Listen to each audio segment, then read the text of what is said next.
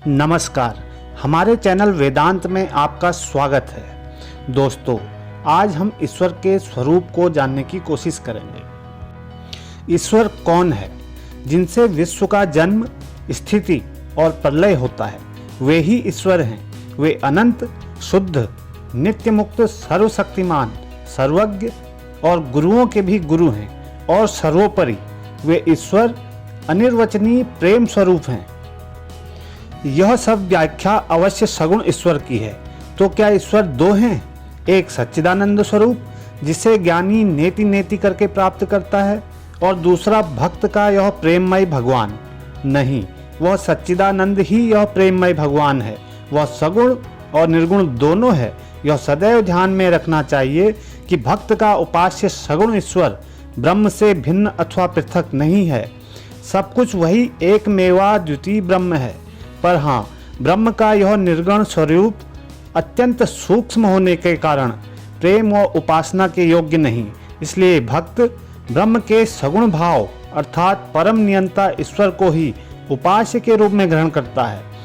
उदाहरण के लिए, ब्रह्म मानो मिट्टी या उपादान के सदृश है, जिससे नाना प्रकार की वस्तुएं निर्मित हुई हैं। मिट्टी के रूप में तो वे सब एक हैं, पर उनका बाह्य आकार अलग अलग होने से वे भिन्न भिन्न प्रतीत होती हैं।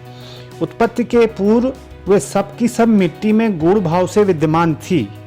उपादान की दृष्टि से अवश्य वे सब एक हैं, पर जब वे भिन्न भिन्न आकार धारण कर लेती हैं और जब तक आकार बना रहता है, तब तक तो वे पृथक पृथक ही प्रतीत होती हैं। एक मिट्टी का चूहा कभी मिट्टी का हाथी नहीं हो सकता, क्योंकि गढ़े जाने के बाद उनकी आकृति ही उनमें विशेषत्व पैदा कर देती है।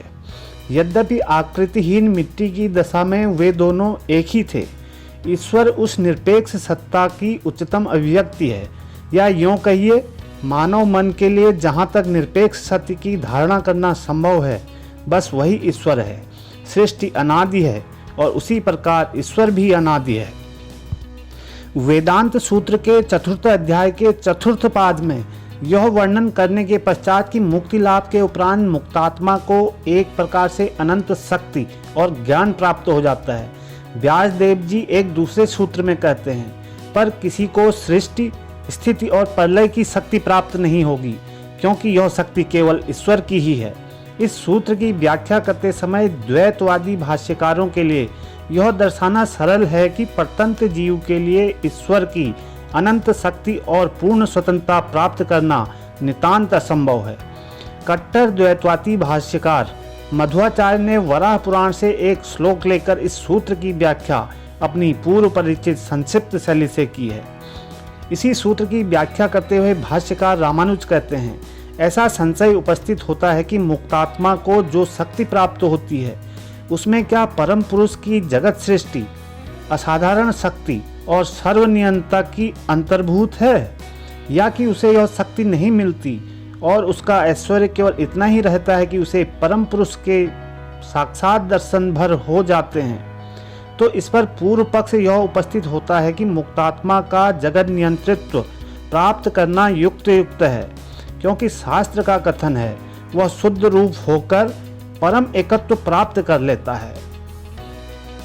अन्य स्थान पर यह भी कहा गया है कि उसकी समस्त वासना पूर्ण हो जाती है। अब बात यह है कि परम एकत्व और सारी वासनाओं की पूर्ति परम पुरुष की असाधारण शक्ति, जगत नियंत्रित्व बिना संभव नहीं। इसलिए जब हम यह कहते हैं कि उसकी सब वासनाओं की पूर्ति हो जाती है, तब उसे परम एकत्व प्राप्त हो जाता है। तो हमें यह मानना ही चाहिए कि उस मुक्तात्मा को जगत नियंत्रित्व की शक्ति प्राप्त हो जाती है। इस संबंध में हमारा उत्तर यह है कि मुक्तात्मा को जगत नियंत्रित्व के अतिरिक्त अन्य सब शक्तियां प्राप्त हो जाती हैं। जगत नियंत्रित्व का अर्थ है विश्व के सारे स्थावर और जंगम के रूप, उसकी स्थिति और वासनाओं का नियंत्रित्व। पर मुक्तात्माओं में यह जगत नियंत्रित्व की शक्ति नहीं रहती। हाँ, उनकी परमादृष्टि का आवरण अवश्य दूर हो जाता है और उन्हें प्रत्यक्ष ब्रह्मानुभूति हो जाती है। बस यही उनका एकमात्र ऐश्वर्य है। यह कैसे जाना जा सकता है? शास्त्र वाक्य के बल पर।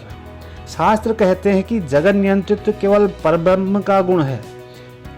जैसे जिससे यह समुदाय उत्पन्न होता है, जिसमें यह समुदाय स्थित रहता है और जिसमें प्रलय काल में यह समुदाय लीन हो जाता है, तू उसी को जानने की इच्छा कर, वही ब्रह्म है। यदि यह जगत नियंत्रित शक्ति मुक्तात्माओं का भी एक साधारण गुण रहे तो उपयुक्त श्लोक फिर ब्रह्म का लक्षण नहीं हो सकता, क्योंकि उसके जगत नियंत्रित गुण से ही उसका लक्षण प्रतिपादित हुआ है। असाधारण गुणों के द्वारा ही किसी वस्तु की व्याख्या होती है, उसका लक्षण प्रतिपादित होता है। अब निम्नलिखित शास्त्र वाक्यों में यह प्रतिपादित हुआ है कि परम पुरुष ही जगत नियमन का करता है, और इन वाक्यों में ऐसे किसी बात का उल्लेख नहीं जिससे मुक्तात्मा का जगत नियंत्रित्व स्थापित हो सके। शास्त्र वाक्य ये हैं, वत्स, आदि में एक मेवा द्वितीय ब्रह्म ही था। उसमें इस विचार का स्फुरण हुआ कि मैं बहुसृजन करूंगा। उसने तेज की सृष्टि की। आदि में केवल ब्रह्म ही था, उसकी उत्क्रांति हुई। उससे छत्र नामक एक सुंदर रूप प्रकट हुआ। वरुण, सोम, रुद्र, पर्जन्य, यम, मृत्यु, ईशान, ये सब देवता छत्र हैं। पहले आत्मा ही थी, अन्य कुछ भी क्रियाशील नहीं था। उसे सृष्टिजन का विचार आया और फिर उसने सृष्टि कर डाली। एकमात्र नारायण ही थे, न ब्रह्म थे, न ईशान, न पृथ्वी, नक्षत्र, जल, अग्नि, सोम और न सूर्य। अकेले उन्हें आनंद न आया। ध्यान के अनंतर उनके एक कन्या हुई, 10 इंद्री, जो पृथ्वी में वास करते हुए भी पृथ्वी से अलग है, जो आत्मा में रहते हुए भी आत्मा से अलग है। दूसरे सूत्र की व्याख्या करते हुए रामानुज कहते हैं, यदि तुम कहो कि ऐसा नहीं है, वेदों में तो ऐसे अनेक श्लोक हैं जो इसका खंडन करते हैं, तो वास्तव में वेदों के उन स्थानों पर केवल निम्न देवलोकों के संबंध में ही मुक्तात्मा का ऐश्वर्य वर्णित है। यह भी एक सरल मीमांसा है। यद्यपि रामानुज समष्टि की एकता स्वीकार करते हैं, तथापि उनके मतानुसार इस समष्टि के भीतर नित्य भेद है। अब इस संबंध में अद्वैतवादियों का क्या कहना है, यह समझने का प्रयत्न करें। हम देखेंगे कि अद्वैत मत द्वैत मत की समस्त आशाओं और स्पृहाओं की किस प्रकार रक्षा और पूर्ति करता है, और फिर साथ ही किस प्रकार ब्रह्म भावापन्न मानव जाति की परमोच्च गति के साथ सामंजस्य रखते हुए अपने भी सिद्धांत का प्रतिपादन करता है। जो व्यक्ति मुक्ति लाभ के बाद भी अपने व्यक्तित्व की रक्षा के इच्छुक हैं, भगवान से स्वतंत्र रहना चाहते हैं, उन्हें अपनी स्पृहाओं को चरितार्थ करने और सगुण ब्रह्म का संभोग करने का यथार्थ अवसर मिलेगा। ऐसे लोगों के बारे में भागवत पुराण में कहा है, हे राजन, हरि के गुण ही ऐसे हैं कि समस्त बंधनों से मुक्त आत्माराम ऋषि मुनि भी भगवान की अहेतुकी भक्ति करते हैं। सांख्य दर्शन में इन्हीं लोगों को प्रकृतिलीन कहा गया है। सिद्धि लाभ के अनंतर ये ही दूसरे कल्प में विभिन्न जगत के शासनकर्ता के रूप में प्रकट होते हैं, किंतु इनमें से कोई भी कभी ईश्वर तुल्य नहीं हो पाता। जो ऐसी अवस्था को प्राप्त हो गए हैं जहाँ न सृष्टि है, न सृष्ट, न सृष्टा, जहाँ न ज्ञाता है, न ज्ञान और न ज्ञेय, जहाँ न मैं है, न तुम और न वह, जहाँ न प्रमाता है, न प्रमेय और न प्रमाण, जहाँ कौन किसको देखे। वे पुरुष सबसे अतीत हो गए हैं और वहाँ पहुँच गए हैं जहाँ न वाणी पहुँच सकती है, न मन, और जिसे श्रुति नेति नेति कहकर पुकारती है।